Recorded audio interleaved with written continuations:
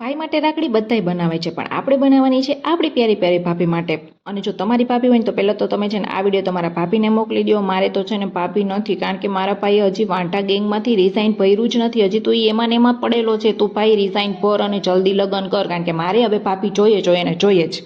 તો છે ને પહેલાં આપણે ઊનનો દોરો લેવાનો છે અને છે ને બેય દોરાને ભેગા કરી અને એક મોતી નાખવાનું છે. જેમ દોરા ભેગા છે ને હું તો પ્રાર્થના કરું કે ફ્યુચરમાં મારા ભાઈ ભાભી છે ને આવી રીતના ભેગા ને ભેગા જ રહે. પછી દોરાને અલગ કરી દેવાના છે અને છે ને બે અલગ અલગ દોરામાં છે ને અલગ અલગ મોતી નાખવાના છે. ને ફરીથી દોરાને ભેગા કરી અને છે ને ફરીથી પાછું એક મોતી નાખવાનું છે.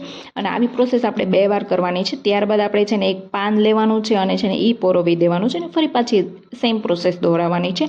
અને જો તમે સ્માર્ટ હોવ ને તો ભાઈ છે ને મેં આમાં છે ને એક જગ્યાએ નહીં પણ 2 જગ્યાએ ભૂલ કરેલી છે. જોકે હું સ્માર્ટ છું, તમને ખબર નહીં પડવા દઉં કે ક્યાં મેં ભૂલ કરી છે. અને જો ખબર પડી જાય તો મને કહેજો કે મેં ક્યાં ભૂલ કરી છે.